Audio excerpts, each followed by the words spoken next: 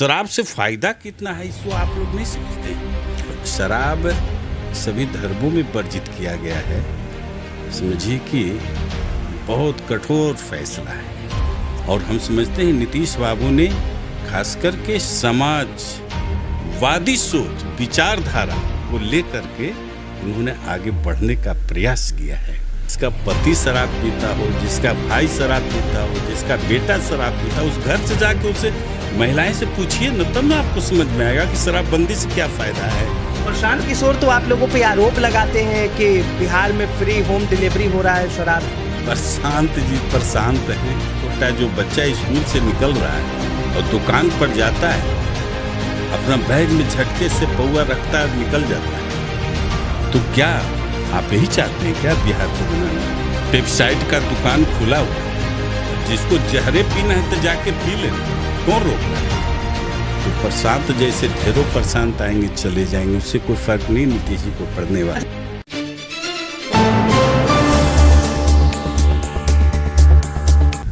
नमस्कार, आप देख रहे राष्ट्रीय सागर और मैं हूं आपके साथ विनायक कुमार। बिहार से जुड़ी एक बहुत बड़ी खबर हम आपको सुना रहे हैं। साफ तौर पर बिहार में नीतीश सरकार की जिस तरह 2016 अप्रैल में फैसला आया था कि बिहार में शराबबंदी कानून लागू होता है, उसके बाद ठीक बिहार में शराबबंदी कानून को काफी सख्ती से लागू किया गया। लेकिन ठीक 8 साल लगभग पूरे होने जा रहे हैं शराबबंदी कानून को, लेकिन क्या सच में बिहार में शराब बंद है? क्या सच में बिहार में शराब माफिया जो है उनको पुलिस का डर है, पुलिस का भय है, या फिर सिस्टम कहीं ना कहीं थोड़ा ना थोड़ा चरमरा गई है, जिसके वजह से बिहार में सही से आज भी शराबबंदी को लागू नहीं किया गया? कहीं से जहरीली शराब कांड सामने आता है तो कहीं पर शराब पीने से कई व्यक्तियों की मौत सामने आती है।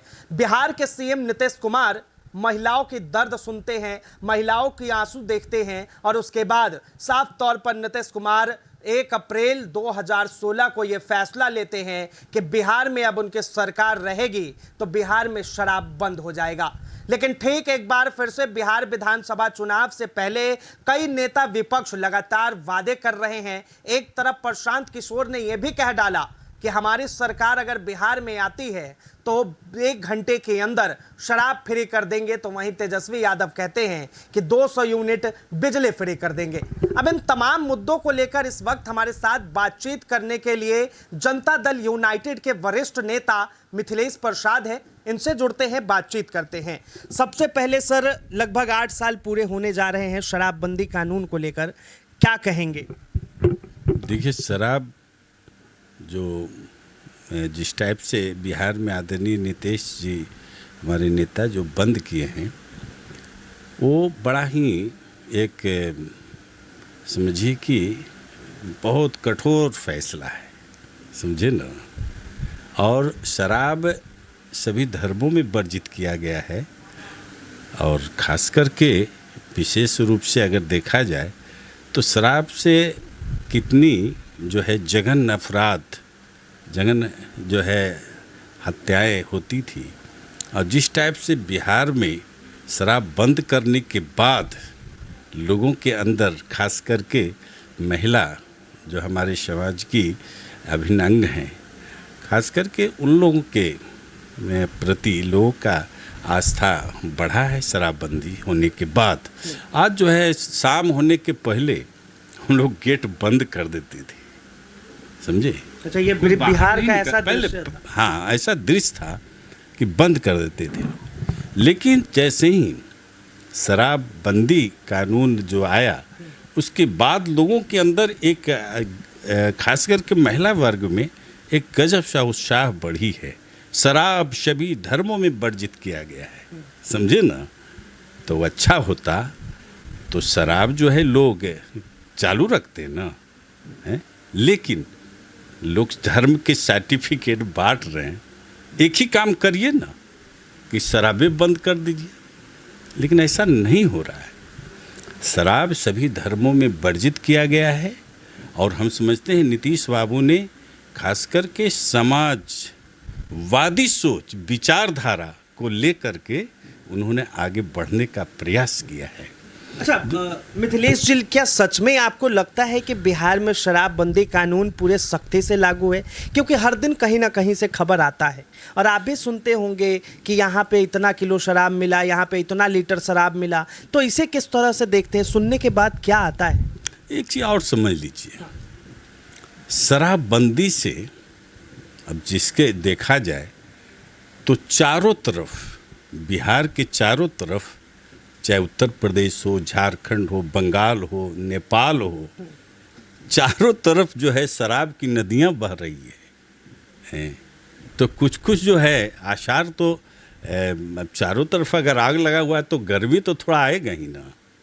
उसको प्रयास आदरणीय नेता ने ड्रीम प्रोजेक्ट के रूप में उन्होंने करने का प्रयास किया है, इसलिए उससे घबराने की बात नहीं है। शराब से फ़ायदा कितना है इसको आप लोग नहीं समझते हैं।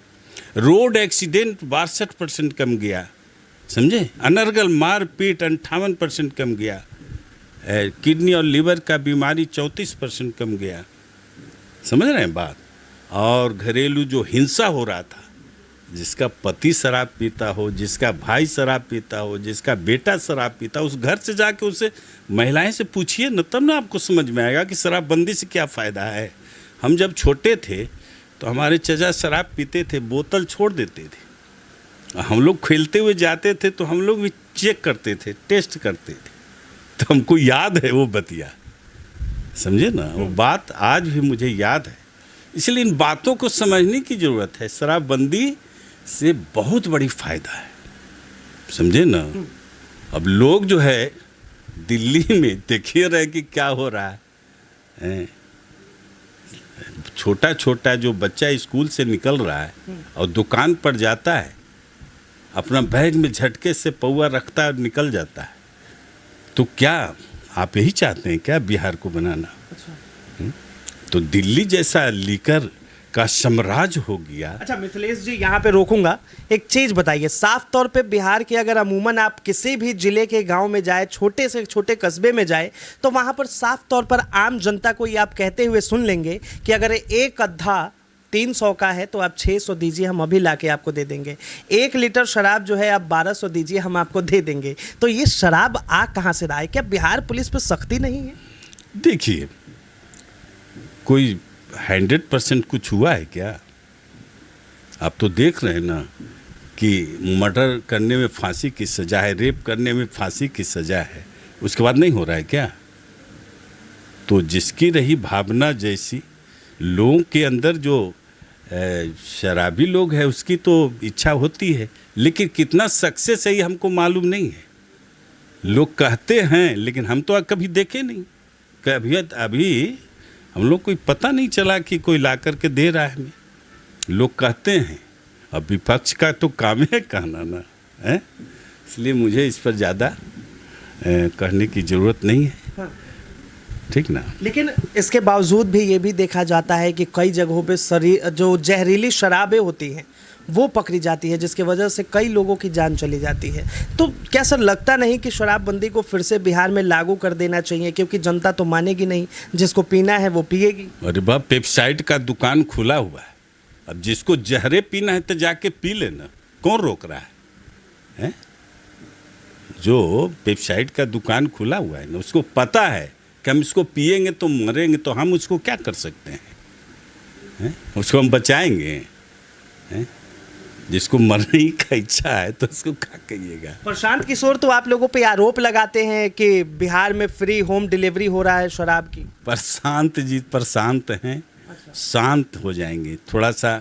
उनकी जो कार्यशैली रही है ना, उनकी जो कार्यशैली रही है दलाल टाइप का, वो घूमते रहे ना, ठगने का काम है करते रहे, लेकिन रियलिटी अगर ज़मीन पर अगर देखा जाए तो प्रशांत जैसे ढेरों प्रशांत आएंगे चले जाएंगे, उससे कोई फर्क नहीं नीतीश जी को पड़ने वाला। अच्छा देखिए, अभी जनसुराज पार्टी की जो है गठन नहीं हुई, लेकिन वो साफ तौर पे कह रहे हैं कि अगर बिहार में हमारा सरकार बनता है, हमारा मुख्यमंत्री बनता है, तो 1 घंटे में ये शराब नीति कानून को उठा के फेंक देंगे। अरे बाबा, क्या क्या वो फेंक देंगे? आप क्या क्या वो फेंक करके आए हैं, आपको मालूम नहीं है?